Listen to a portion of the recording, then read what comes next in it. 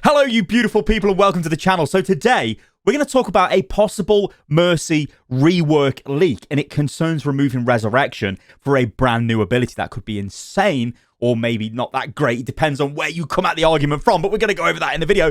Also, we need to talk about what is happening at Activision Blizzard, because yesterday, there was a massive walkout again at Blizzard. There's a load of stuff going on. I'm going to give you guys all of the current up-to-date information that I've got. Remember, this is a developing thing, a lot of stuff's going on, so some of the stuff may be slightly out of date, but as of recording of this video, which I'm going to straight up tell you right now is 25 to 6 GMT in the UK on the 17th of November. It's pretty much up to date as far as I can tell. All right then, guys, let's get stuck into this. Oh, and by the way, before we do that, if you want to buy this hoodie, which is the awesomely, beautifully sexy Value 2021 hoodie with fancy grey embroidery, it's absolutely beautiful. There is a link in the video description below, and these are generally made in the country where you order them from. So USA, it's made in USA, sent to you from USA. Made in the UK, sent to you inside the UK. So no Brexit shenanigans. Same for the EU, made in the EU, sent in the EU. Same for Japan, South Korea, South Africa, all of those regions. So yeah, buy it. It's beautiful. All right then, let's do it. Let's get stuck into this because, oh my God, it's going to be absolutely spicy. Okay, so first things first, we're going to take a look at EVA. Now, she says this: there is an Overwatch 2 rumor, maybe a leak. 1 year ago, I made the suggestion for Mercy. One of them made its way into Overwatch 2. Res removed, replaced by Angelic Blessing. Good Lord. Now you're probably thinking, what in the world is Angelic Blessing? I think this is sick. Like, honestly. Anyway, cooldown 20 seconds. Send a soul to a teammate. They can then use one flight to a teammate using interactive key. If not used, it goes away after 6 seconds. Now, before we discuss that, we've got a little bit of, a little bit of like verification in a way. So EVA says, I would not have tweeted this with one source. There's 2 sources with evidence and 1 by word. 3 types of responses. This seems like a fun solution. What the fuck? This is useless replacement for Res. And holy shit, that's so OP. So what exactly does this mean? This could be, guys, giving somebody a charge of Guardian Angel. So legit throwing a soul onto somebody and then they can then use Guardian Angel. Now you might think, well, what use is that, right? What the hell? Well, Guardian Angel lets you fly to a teammate, which is obviously pretty damn good. But also, you can do the super jump. Now, I'm going to show you Neandra's Twitter here. Now, they are an awesome Mercy main, and they know everything about Mercy. Like, I know nothing about Mercy. You guys know I'm terrible. Anyway, this is what they say. Imagine giving Guardian Angel to a sniper, and they super jump on you while you blue beam them. Good God. Imagine giving Guardian Angel to Anna, who uses super jump to anti-nade past an enemy shield. Good God.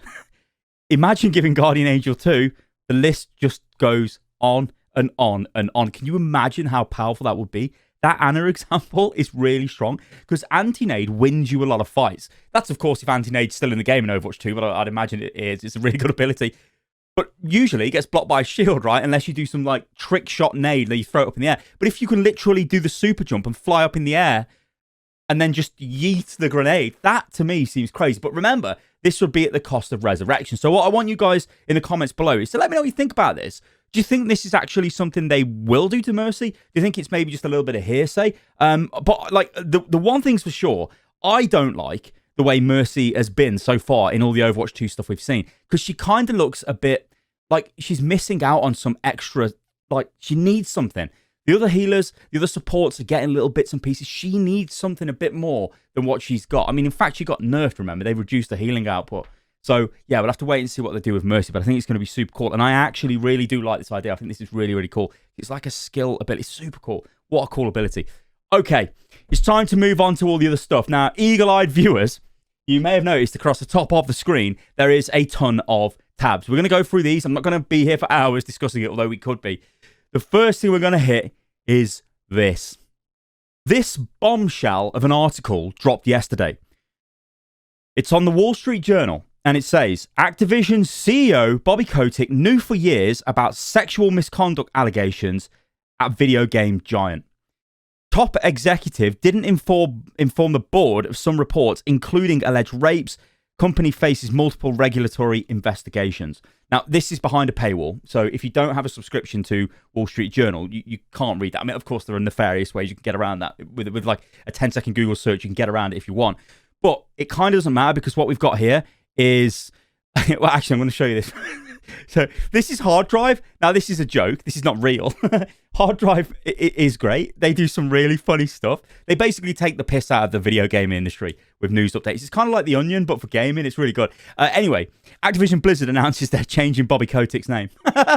This is because, you know, that's the best thing to do to deflect bad PR is let's just change his name. It'll be fine and it'll all be okay. But that's just a joke, guys. I just wanted to throw that in there for the fun of it. Anyway, this is Ben Fritz. Now, he wrote the article. And, oh my God, there's a lot of stuff to go through here. This is just ridiculous. So we're just going to hit it.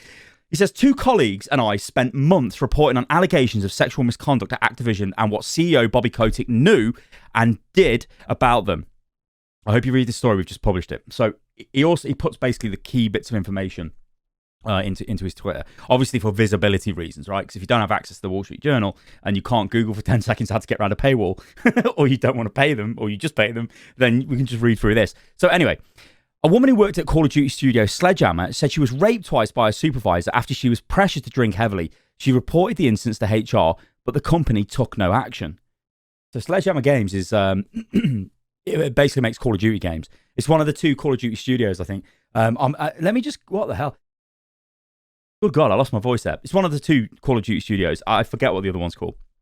But they basically take it in turns, don't they? Pumping out Activision Call of Duty games. Anyway, that's not great. So, yeah, they're saying Bobby basically knew about that. In August, Activision named Jen O'Neill the first female co-head of World of Warcraft studio. The next month, she sent an internal... So, okay, so let me just read that again. Jen O'Neill was basically made the co-head of Blizzard with a man called Mike Ybarra. And it turns out, we'll get onto this in a second, this is unbelievable. So they're joint leaders of Blizzard. They were paying Mike Ybarra more money. What? You can't make this up. You actually cannot make this up. Anyway, the next month, she sent an internal email criticizing the company's top management and recounting her own experiences of harassment. So we're going to read this because this is like, you know, this is, well, actually, I think if I just quit that, yeah, we can see all of it anyway. Oh my God. Okay, so in August, Activision named longtime employee Jennifer O'Neill to be Blizzard's co-head, making her the first woman to lead one of the company's business units. The following month, she sent an email to a member of Activision's legal team in which she professed a lack of faith in Activision's leadership to turn the culture around, saying it was clear that the company would never prioritize our people the right way. Miss O'Neill, said in the email she had been sexually harassed earlier in her career at Activision and that she was paid less than a male counterpart at the helm of Blizzard and wanted to discuss her resignation. I mean, I'm laughing because it's just unbelievable. I mean, it's just unbelievable. I have been tokenized, marginalized and discriminated against, wrote Miss O'Neill, who is Asian American and gay. She described a party for an Activision development studio she attended with Mr. Kotick around 2007, in which scantily clad women danced on stripper poles. At the same party, a DJ encouraged female attendees to drink more so the men would have a better time. According to another person who was present, Miss Klasky said Mr. Kotick didn't remember attending such a party. The company announced on November the 2nd that Miss O'Neill is leaving Blizzard at year end. Miss O'Neill said in an email statement that she made the decision that was best for her and her family. You cannot make this up. It is just... She says it there. I've been tokenized and marginalized and discriminated against. They literally... It's like surprise Pikachu face, right? That's what this joke is. Oh no. Our previous president, J. Allen Brack, is completely out of touch with what's going on in the company because he was sending emails out going, oh yeah, we've got revered feminists, our family heroes in the Brack family. Crazed. He gets thrown out the door. So what does Bobby and the boys do? They go, you know what? We need to get a female lead of Blizzard, but we can't just have a female. No. We need co-lead. And what we'll do is we'll pay the man more than the woman. It's crazed. And she's like, no, I'm not having this. And she's out of there. And rightfully slow because that is a joke. What? Anyway, it goes on. After the co-head of Activision, Treyarch, that's it, Treyarch, they're the other Call of Duty studio. After the co-head of Activision Treyarch studio was accused of sexual harassment, HR recommended he be fired, but Bobby Kotick intervened to keep him. Dan Bunting co-head of Activision Treyarch Studio, was accused by a female employee of sexually harassing her in 2017 after a night of drinking, according to people familiar with the incident. Activision's Human Resources Department and other supervisors launched an internal investigation in 2019 and recommended that he be fired, but Mr. Kotick intervened to keep him. These people said Mr. Bunting, who led Treyarch through the production of several successful Call of Duty games, was given counselling and allowed to remain at the company. So if you're fine, yeah, you do a good job. It doesn't matter if you're sexually harassing people. It's fine. Like, you just go for counselling, mate. Because we all know that means nothing. The guy probably just didn't even turn up, and even if he did, we just go, yeah, I'm reformed. What a joke. Like, and Bobby Kotick did that. So again, it shows you what he's prioritising. I want people to make good games. I don't care what they do in the studio. Just go and do it. Of course, the joke of this is, if there's no harassment in your studios, you'll make better games. It's ridiculous. Anyway, Mr. Bunting didn't respond to requests for comment. I wonder why. Wow. What a shock. The Activision spokeswoman said in an outside investigation was conducted in 2020. After considering potential actions in light of that investigation, the company elected not to terminate Mr. Bunting, but instead to impose other disciplinary measures. She said Mr. Bunting left the company after the Journal asked about the incident. Yeah, it just gets worse. Last year, about 30 women who worked in Activision's esports division sent a letter to their supervisors saying female employees had experienced numerous instances of harassment. I'm going to tell you something about this, right? Because I have been told for a while that this was the European division of Activision esports, when they even had European office in Versailles, was a cesspit, was terrible, was in a horrific place to work. So if that was bad, then I suppose the main office is probably going to be just as bad, or maybe as worse. Anyway, it's there. So this says, in 2020, about 30 female employees who worked at Activision's esports division wrote an email to their unit's leader saying that female employees have been subject to unwanted touching, demeaning comments, exclusion from important meetings, and unsolicited comments on their appearance. Mr. Kotick was aware of the email, according to people familiar with the matter. Activision's spokeswoman said that after the meeting with representatives of the group, the company took steps such as providing diversity and inclusion training to the esports leadership team. Okay. Bobby Kotick himself, this is where it gets unbelievable. Like, this is just unbelievable. If this doesn't give you the measure of the man, then I don't know what ever will. Like, a lot of people, like, Bobby Kotick's a little troglodyte wanker or whatever, and he's just out to rinse people for money, and everything he does is predatory and all this. Yeah, but then when you read stuff like this, it's like, how the hell? Like, how can this person... Anyway, look at this. This is unbelievable. Bobby Kotick himself has been accused of mistreating women who worked for him, including telling a former assistant in a voicemail that he would have her killed. Okay, this guy thinks he's like a mafia boss. Unreal. In 2006, one of his assistants complained that he had harassed her, including by threatening in a voicemail to have her killed. According to people familiar with the matter, he settled the matter out of court. Really? The Activision spokeswoman said Mr. Kotick quickly apologised 16 years ago for the obviously hyperbolic and inappropriate voicemail, and he deeply regrets the exaggeration and tone in his voicemail to this day. Oh, sure he does. Anyway, in 2007, he was sued by the flight attendant on a private jet he co-owned. The flight attendant claimed the plane's pilot had sexually harassed her, and after she complained to the owner, Mr. Kotick, he fired her. Defendants denied the allegations in a separate action related to legal fees in the case.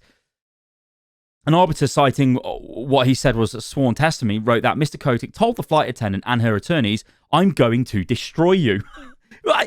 A spokesman for Mr. Kotick denied that he said that. Well, yeah, I'm sure he would have done. In 2008, they settled by paying the attendant $200,000, according to the arbiter's decision. A spokesman for Mr. Kotick said he couldn't have fired her in retaliation for complaining because she never directly complained to him. So yeah, I did nothing wrong. Oh God, quick, pay him off. Anyway, employees pointed to two reasons for the misconduct at Activision: workplace drinking and a culture in which game studios long operated with little interference in their operations, including HR, in the belief it would help them make hits. Okay, so this is where we're getting down to a bit of juice. Well, the whole thing's juice. Have a bit more. In fact, they're on the juice. That's what this is. He forged his reputation by acquiring successful development studios behind popular gaming franchises. Mr. Kotick long allowed these studios to operate as independently as possible, which he believes would foster the development of hit games. Former employees at several studios said the behavior, such as workplace drinking. Now, I'm sorry. In what world do you allow drinking at work? What do you... Okay, I work for myself. I don't go drink in the day. You know what I mean? Sometimes things are bad. You're like, oh, well, there's no Overwatch content. Shit, I better start drinking. But it's like, I can't believe that they could just drink in the day. Like, what? Workplace drinking? It's unbelievable. This is absolutely unfathomable. Comments about women's appearances, the sharing of explicit content, and staff-organised trips to strip clubs were common. Yeah, great. And they didn't feel comfortable complaining to human resources. The Activision spokeswoman said human resources began reporting directly to the corporate office in 2019, and that the prior setup occasionally allowed some employees to conduct themselves in truly regrettable ways. Now, remember, there was an employee that actually committed suicide because of all the harassment that was going on, and they just had no way of getting any help. It's just sickening. It's absolutely ridiculous. So yeah, that's that article. Oh my God. Anyway, it goes on. This tweet just kind of, it recites the thing again of Bobby Kotick told an employee he would have her killed. I still can't believe that. He kept an exec from being fired. We've gone through that. He didn't tell his board of alleged rapes and other misconduct. Now, the reason why he wouldn't tell the board is because if he starts divulging information, you have to understand, right? These companies, all they care about is their share price. I've said this before in the past, and it's the only thing that'll make anything happen to Bobby and major changes in Blizzard is if their share price goes down. Because that's all Bobby answers to. Essentially, he only answers to people who are as rich as him or richer than him who have invested in Activision Blizzard. That's literally it. Whether it's investment groups or individuals or whatever. That's it. He doesn't give a shit about what you think. He don't care what I think. He don't even care what his devs think. He's just like, fuck them. Make the game, and if you don't, and if you do, and our share price goes up, then I'm loving it. The investors love me because I'm making them money. That's all it's about. So when the share price goes down, then he starts to have problems. Anyway, this is where it gets spicy. So after that Wall Street Journal dropped yesterday, this happened. Because Bobby sent an email around, a video actually around. I don't have the video, but there was a transcript floating around. But basically, he said in it, we've got a zero tolerance policy against harassment. Now, remember what I've just told you about what Bobby has done in the past, right? So how can he have a zero tolerance policy when he's literally an offender himself? It's mental. Anyway, within an hour, a better ABK, a better Activision Blizzard King, they organised a walkout. So nobody worked at Blizzard yesterday. Very few people. Like, there was hundreds of people that just, whether it was a digital walkout or whether they went actually to the campus and were there, because remember, a lot of them are still working from home. This happened. We've instituted our own zero tolerance policy. We will not be silenced until Bobby Kotick has been replaced as CEO, and continue to hold our original demand for third-party review by an employee-chosen source. We are staging a walkout today. We welcome you to join us. This from Stephen Barton, who's he's a composer on Apex Legends, I think now. In fact, I think he's a composer on Apex Legends. Yeah, composer on Apex Legends, Watchdog, and all of that. But also Call of Duty. Look what he said. I only met Kotick once, but 30 seconds was all one needed to realise that he doesn't care about games or devs. I was just the lowly composer on one of his games, but I got the impression it was a great inconvenience that he had to say hello to someone so insignificant to him. Good leadership that is, isn't it? Unreal. You know, like, what pisses me off? These are the people that make you money, mate. So, you would be like, awesome job. You know what I mean? You wouldn't be like, who are you? Get out of my face. They just... billionaires are just on a different frigging planet, I think, and they just think they're better than everyone. It's fucked up. Anyway, this is a picture of again from yesterday, of over 150 people. They're not, I was going to say, blockading the entrance of Blizzard. They're not blockading the entrance, but they're protesting again, showing their solidarity, showing their support. And you've got to remember, guys, right, for these people to do this, they're putting everything on the line. There's a chance they lose their job. And, think about people, right? You might have a mortgage. You might have rent to pay. You've got bills to pay. You can't just throw your job away. You can't just get another job overnight. So a lot of people, you might have families as well. A lot of people are locked into these jobs. So for them to make a stance and stand out against what they believe, well, what everybody knows is wrong, But these are the guys that will make the change. Not me, not anybody else. These are the guys that make the change, the workers at Activision Blizzard. It takes a lot of courage to do this. So yeah, powerful picture. Right then, let's talk about Overwatch, because a lot of you guys are probably thinking, well, what happened to Jeff? What's been going on? People leaving, is Overwatch a hellhole and all this stuff? Well, we do know that in the past. Well, I know it's not a hellhole. Team 4 is really good. A lot of people have come out and said that Team 4 is basically looking after its employees and it's a nice place to work inside Blizzard. But that's not, it's not great that if one of your studios is fine, or one of your teams is fine and the rest are just hellholes. This is Tracy Kennedy. She's a producer on Overwatch, as you can see on the side over here. And she said this. When the Overwatch directors resigned, they pointedly made comments about the company's cultural issues in their goodbye speeches. Now, remember, we didn't see these speeches, right? All we've seen was the little post off Jeff saying, thanks, guys, see you later. But look, this is a little bit of insight, right? So they made comments about the company's cultural issues in their goodbye speeches. The subtext was that ABK's culture is at odds with our team's culture, and that they didn't think they could fix it with current leadership.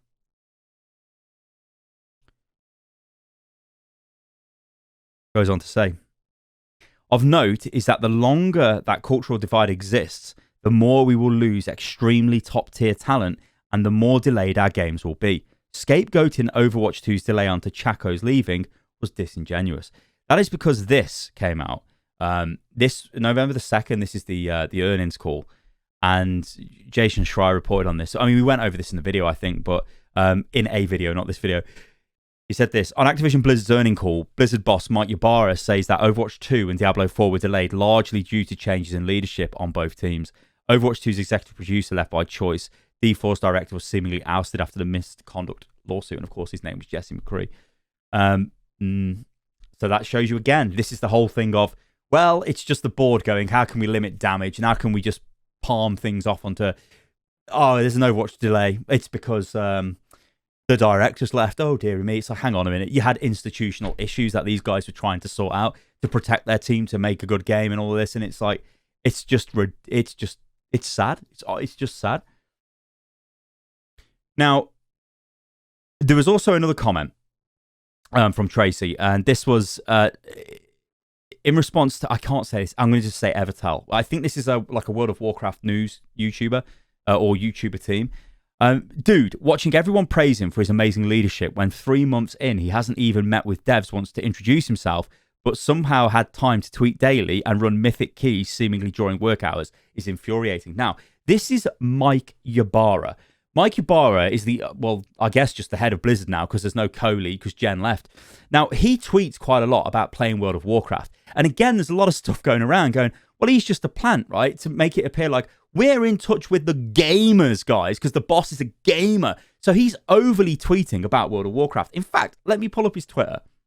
All right, this is Mike Ybarra's Twitter. And let's just go through it, right? And you'll see what I mean in a second. It's like, okay, so World of Warcraft dev update news. Okay, a bit more news.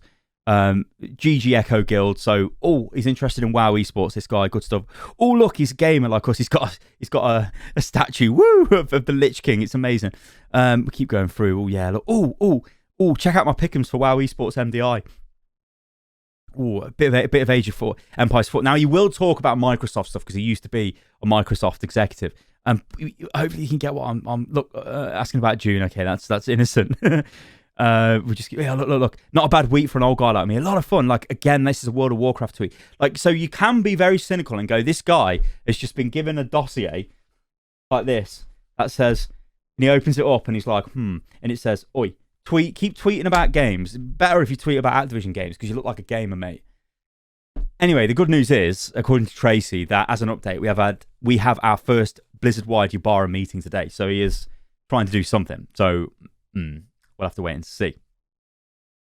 Now, I'm going to show you this, right? Because this is where things start to get a bit crazed. Because after, some of these, just to preface this, some of these things like this tweet, this has come out today and such. This is the response after the initial Wall Street Journal article, right? So Blizzard make a press release, well, Activision Blizzard, and they say this, right? We're disappointed in the Wall Street Journal's report, which represents a misleading view of Activision Blizzard and our CEO.